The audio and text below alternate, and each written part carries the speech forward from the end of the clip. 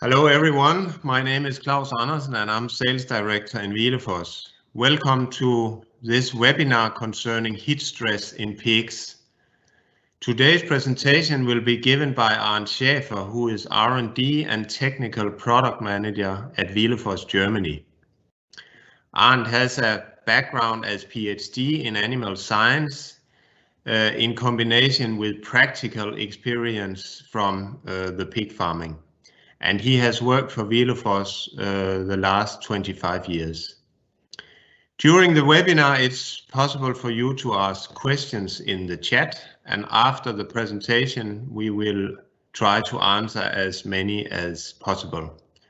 Also, this session will be sent to you together with the presentation after the meeting. This was a short introduction from my side. Now I will hand over to Arndt. Arndt, please. So, hello to everyone. Hopefully you're now seeing me.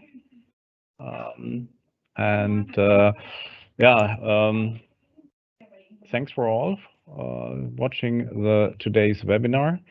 Today we have the topic of heat stress. So now I'd like to share my presentation. Do you see the presentation actually? Will it work? Yes. Yes. Okay, so perfect. So heat stress. Today in Germany we should not talk about heat stress because we have only 10 degrees Celsius.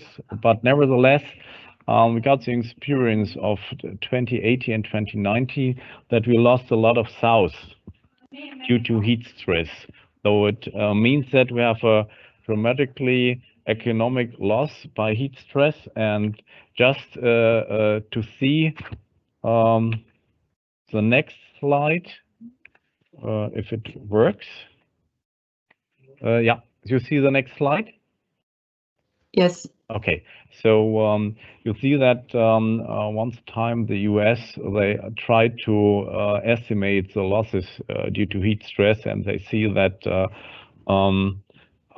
we have about $360 million per year cause losses by heat stress.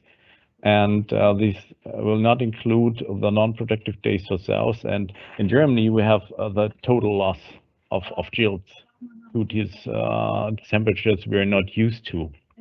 This also means that we are not prepared by housing the sows also in Germany for this high temperature. At least for Germany, is everything more than 30 degrees Celsius.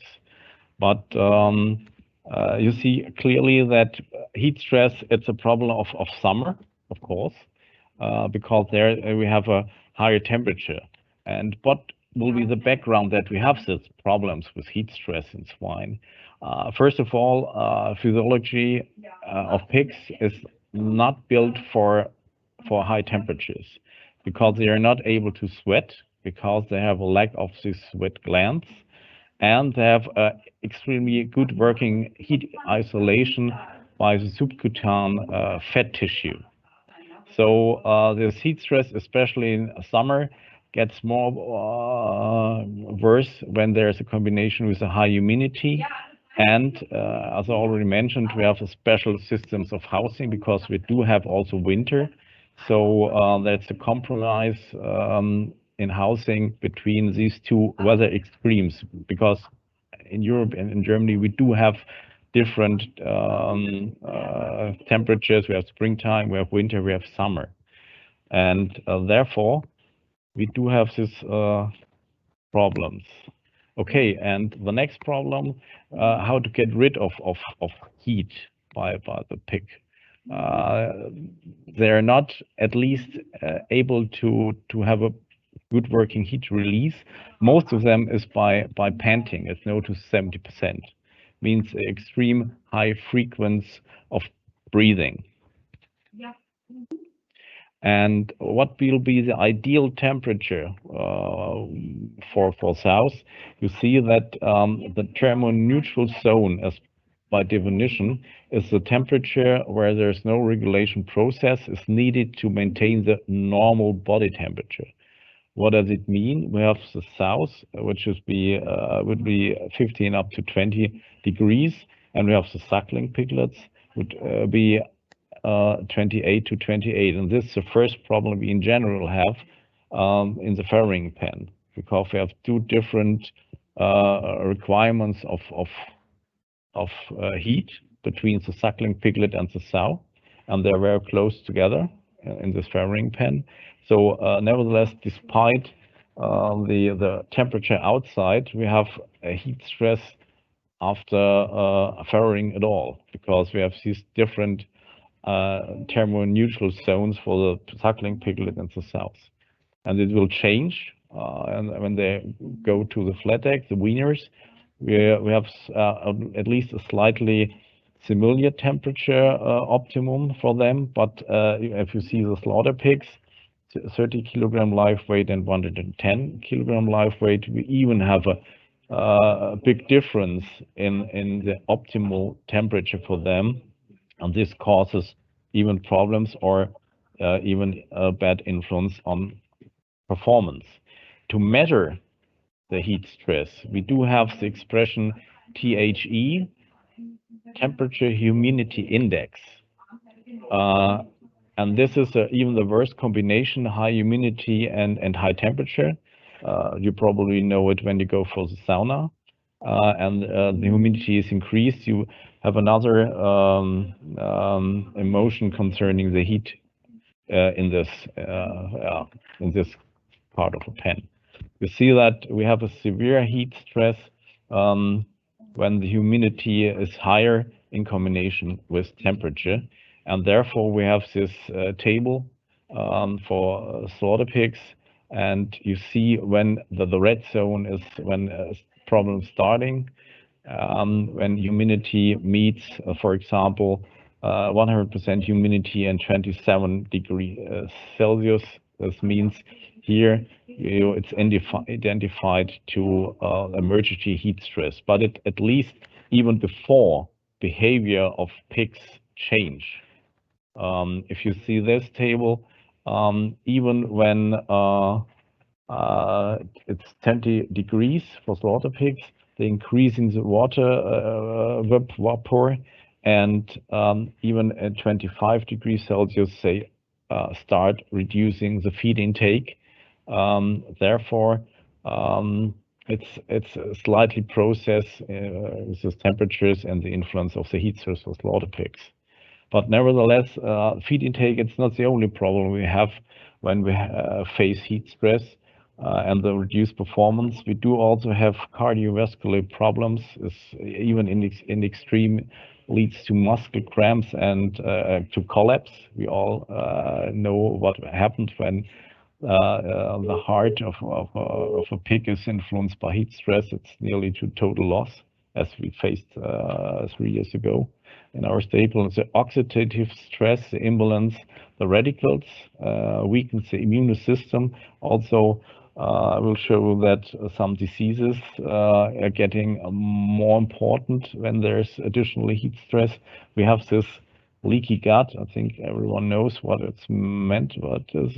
And we do for sows this reduced stimulation of the ovaries. This means fertility is getting worse. And also the problems with initiates milk production on the very first days after birth. For breeding boars, it's not the main problem because we have the technical insemination. We also have the problem with semen quality, and this means also small litters. What also will be extremely dangerous in combination with heat stress. It's not only the less performance, but also it takes a special situation place in the animal. This means heat stress causes a higher amount of insulin, and not fat tissue is mobilized or reduced, but muscle tissues. As you see on this slide, if heat stress occurs, you also get rid of lean meat, of muscle, and not of fat. This means the carcass quality is also tremendously influenced by heat stress. And what about the difference in feed intake? If you see the table in the middle, the difference between 20 degrees and 29 degrees in south, it's a tremendous difference between the optimum feed intake and the reduced feed intake by heat. And we have also some data from the Netherlands. Just to look, we have a reduction by 0.6 kilograms of feed per day by heat stress, and normally this will be the amount which is needed for one suckling piglet. This means by the reduction of more than a half kilogram of feed per day, one piglet is not supported by milk. This causes a higher amount of, or needs a higher amount of milk replacers, of special pre-starters, very early pre-starters, by this reduced feed intake and reduced at least milk production.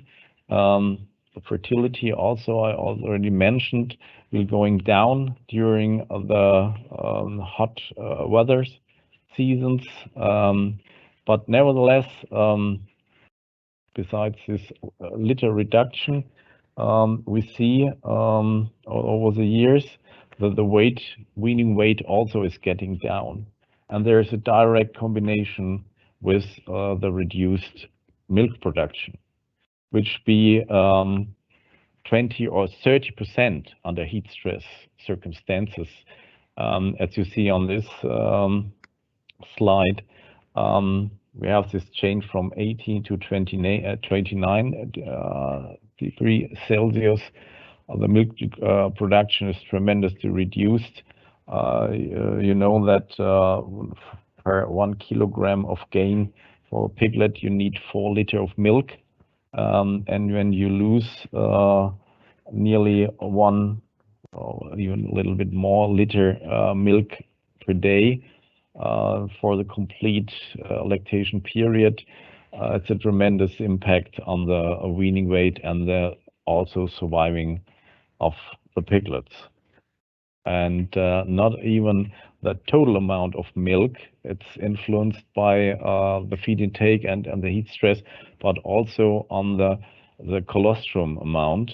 And as you see on this one, and the immune system or immune status of the suckling piglets is also tremendously reduced if sows are facing heat stress.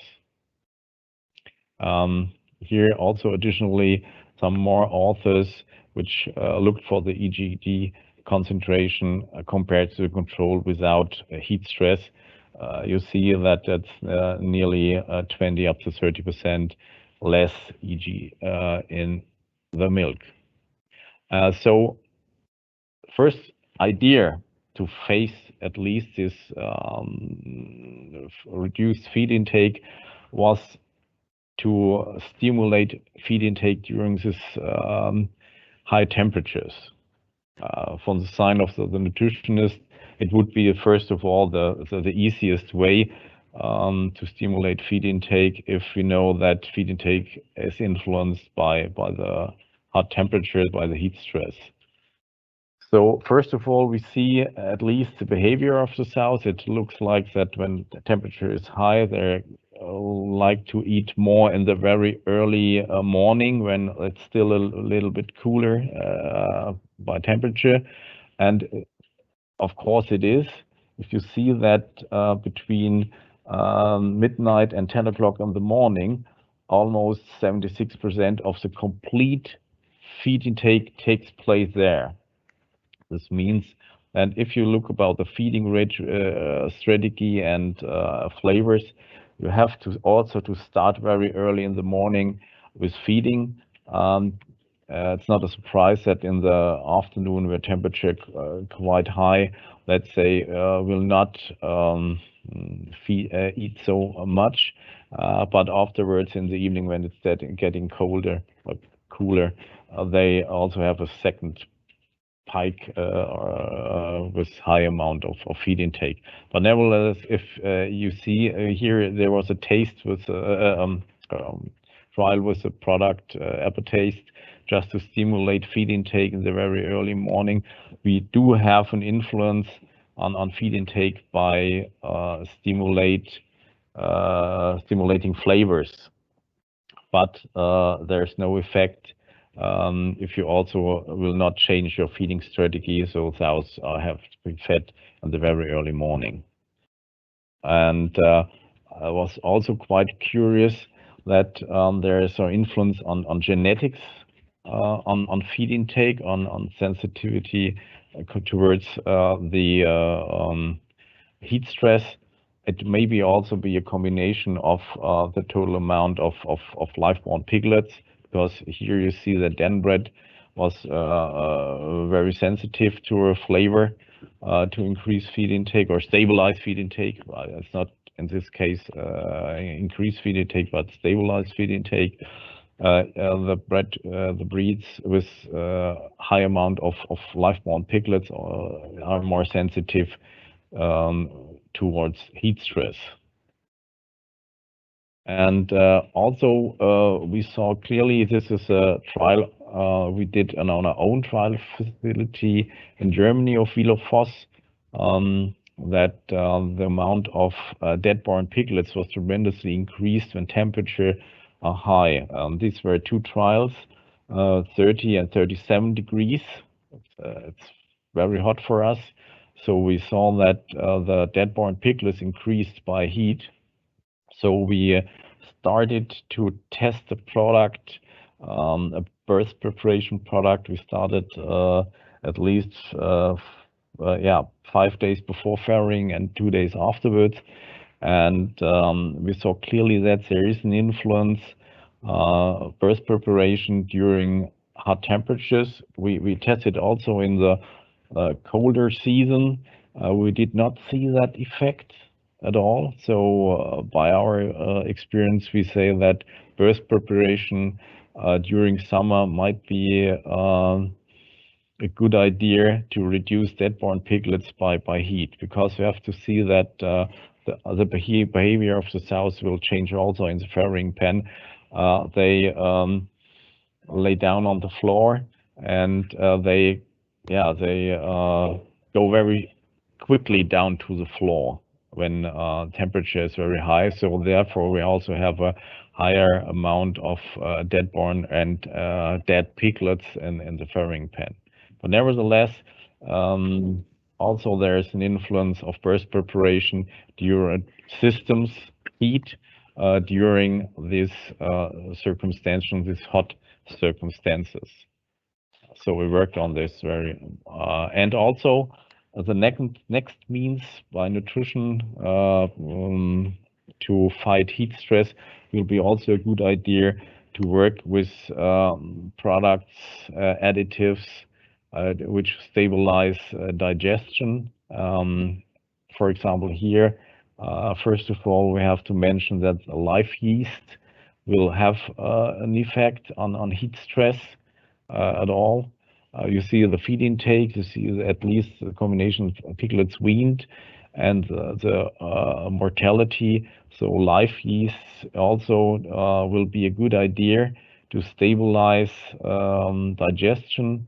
It's the other way. If you have a less feed intake, you have to look for a more efficient absorption of nutrients. And if you use this kind of additives, you have a better efficiency for milk production at all. And it's also an influence on the weight loss of the sows. Here also was a trial with live yeast. Temperature was not at least so high with 25 degrees, but humidity was very high, up to 97. And also you see that the weight loss under heat stress is positively influenced by live yeasts. but you have to see that all the live yeast take some time to have the full effect. So you have to start very early, even before lactation. Means also should start 1 week before farrowing to have the full effect of this live yeast or this kind of additives. And what also will happen under heat stress, we have at least this reduced blood flow in the gut, but we also have a tremendous effect on the villi, which are shortened, and this will take a very short time. The influence of the heat stress is tremendously high, so within some hours we see a tremendous influence on the mucosa in the gut, and also it will lead to a total change of the gut flora. You see the morphology influence on the villi, but also you see that there is a relation between the incidence of Lawsonia and also heat stress. Means due to this change in absorption, we also and less lactobacteria, we have a higher incidence of Lawsonia in this hot month due to this situation at all.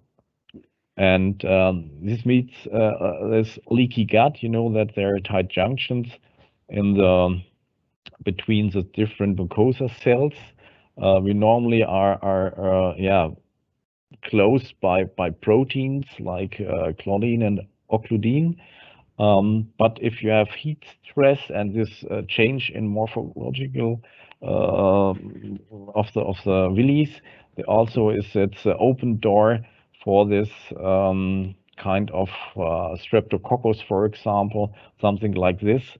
And in this case also, we have seen that there is an influence of organic zinc on these, let me say, permeability of the gut, and also towards streptococcus.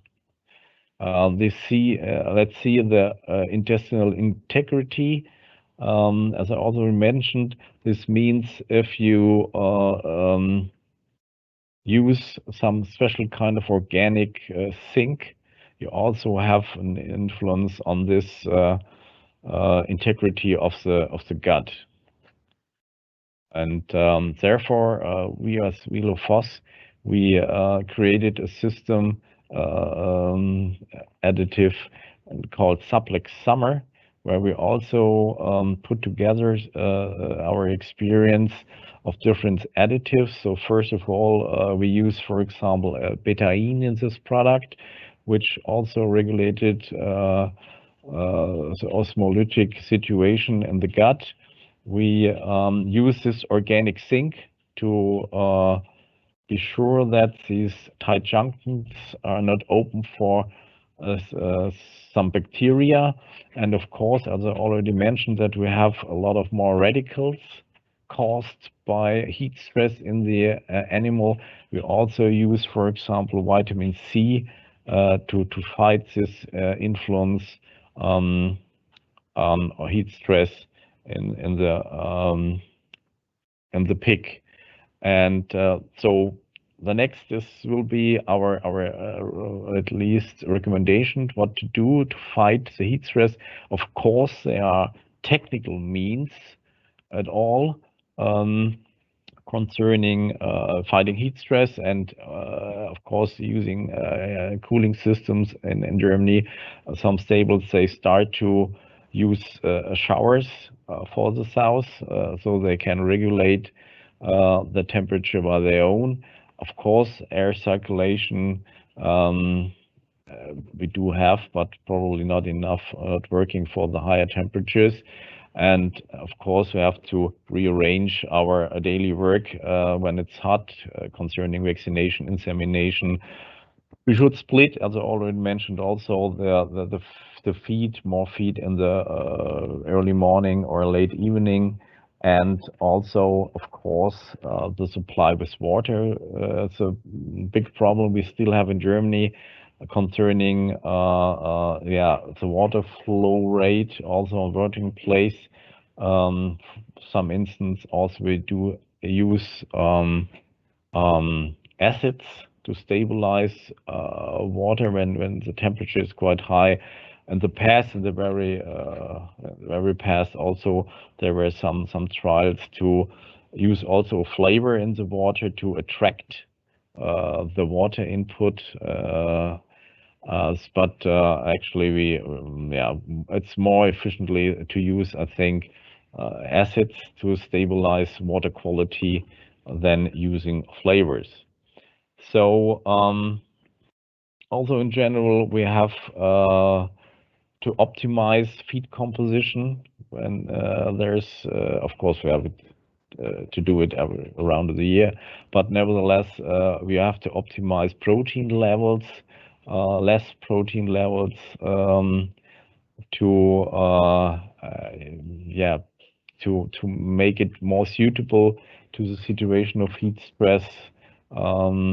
And also you have to look for more easy available energy. This means also the fat content of these recipes should be reduced. You also have to see when weather is hot, also oxidation in the feed of the fat may occur and will probably cause problems concerning the stability of the feed. Of course, we have to use high collaboratively compounds and probably have to use the enzymes to have an increased nutrient efficiently. And also, as I already mentioned, the yeasts, which are suitable for a better gut flora. So we did our homework concerning these influences of nutrients on heat stress. So first of all, a vitamin combination to increase vitality, the immune response, and the anti-oxidative effect. We have this burst preparation and stimulation of feed intake. We have the simplex summer to improve the absorption and to reduce the leaky gut problem. And of course, we have some hygiene products also to make it more easy for the pigs to fight with their environment, and also these acids. But to see what will be the cost of that, and of course the costs are tremendously low concerning the loss of pigs and the less carcass quality and the less piglets we probably will have. So you see that we have at least only 0.3 euros per pig if you use a vitamin combination. 3 euros have a burst preparation. And of course, if you think about a flavor to stabilize feed intake, it should only be used for the lactating period, not for the gestating period. Systems like Supplex Summer, we should only use during the hot temperature situation. It's also not that high compared to the losses you probably have. The live yeasts, they have to start very early to have the full effect. And also the acids we probably add to the water to stabilize it. So it was a very brief and shortly overview what the problem is with heat stress, what it will lead to, the reduced feed intakes, the reduced quality of piglets, the carcass quality, which will be seriously influenced by the heat stress. But at least we can work on this from the nutrition side, but you have to start very early. When heat stress already occurs and the pigs have to fight the heat stress, it's even too late. In general, we have to start, as mentioned, very early. So it's a short overview about heat stress and what can a nutritionist do. So thanks for your attention, and and stay cool. Thank you very much. So I Thank hand you it very over. much, and thanks for your presentation and your nice ending picture here we have. The message is clear. Hopefully. And now it's time for questions. And normally we see quite many questions at the end, so we will give it 2 minutes to see if some questions are popping up. So far we haven't received anything.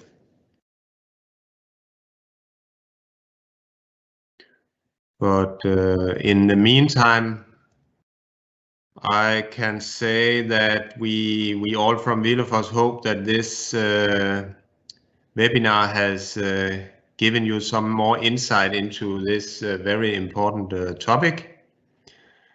And as you probably know, we have been run quite many seminars the last time, and we will also do that in 2 weeks again, where we will look more deep into the challenges regarding the price setting for cattle feed right now, how to reduce and how to reduce the feed cost anyhow or nevertheless.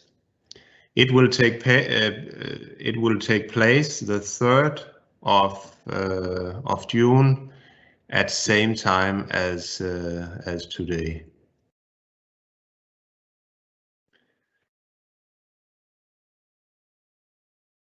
And let me check if some questions has arrived. Not yet. Not yet. Okay.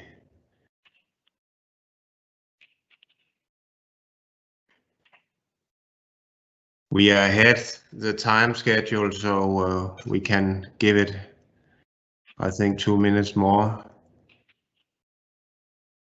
It's a shame if some of you have a question that we close down too early, so we give it 1 minute more.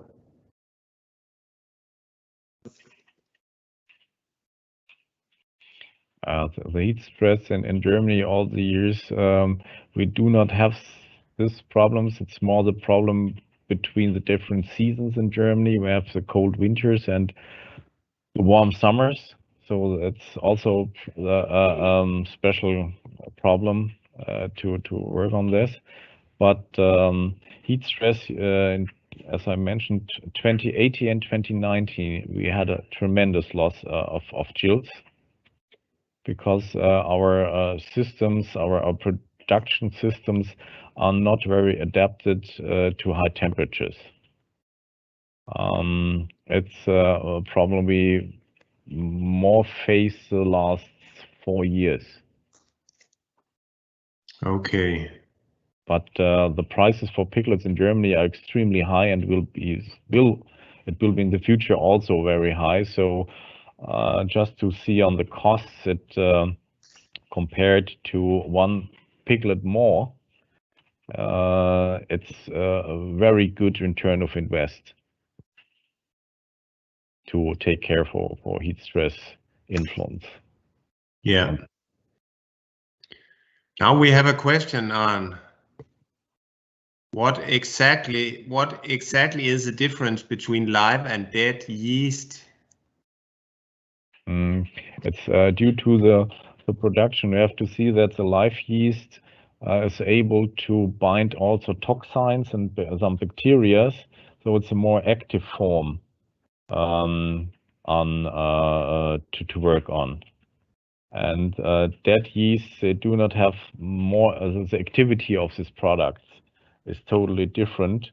So the live yeast, of course, are active yeasts, as the name is, and the dead have more an influence of the cell wall and not on the additive at all. Okay. So therefore, we have to look for live yeast in this case. And to mention some products in the market, we do have positive effects with Actisaf and Levocel. Yeah. SB. I have to mention SB because there's another tribe for the dairy. Yeah, exactly. Business. We have two different types. Yeah. Yeah. Okay, another question is asking, what is the amount of organic zinc to be added in your experience to fight heat stress and prevent leaky gut? Normally we use a combination of zinc oxide and the organic bound zinc. Means that if you have a total amount of 120 milligrams of zinc in the complete feed for the piglets, we have normally half. Means 60 milligrams out of zinc oxide and 60 milligrams out of organic bound zinc. Okay, and one more here. In hot countries, populations are eating spicy. Some spices could have a vasodilation effect. Do you have any observation regarding this eventual option? Yeah, we have to see that we have the human beings and pigs have different physiology. This means if you eat spicy, as for example in Asia, you start sweating. The human beings are more able to sweat than pigs. So we have first of all not this effect in stimulate sweating by this spicy substances, but nevertheless we do have an influence on the feed intake. And in such kind of products to stimulate the feed intake, also some essential oils, some spices are used to stimulate the feed intake. But at least you have to be careful because the main effect to stimulate sweating for human beings by using spices, we do not have if I use it for pigs. No. Okay, the next one, how to manage the different temperature requirements of sows and piglets after farrowing.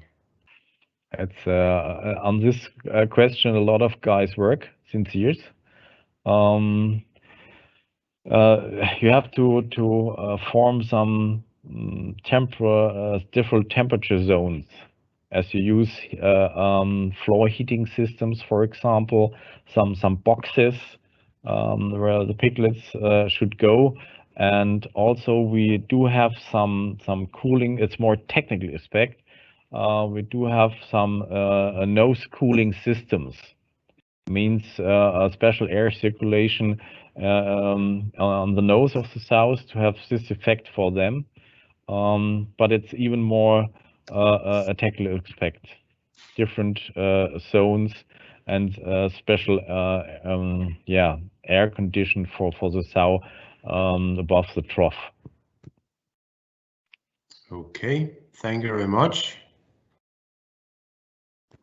And maybe that was the last question. If you have more questions after the webinar, it's possible to still put in the chat because we will make a kind of written Q&A. It's the name Q&A, where we will put in the questions and then we will in written form answer the questions as well. So it will never be too late. And you are also always welcome to contact Arndt directly for more information. Yeah. Okay, on the screen now you see announcement of the coming webinars in 2 weeks, in 4 weeks. As said, the next is concerning the prices, the high protein prices for and how it affects prices for feed. We will look deeper into that.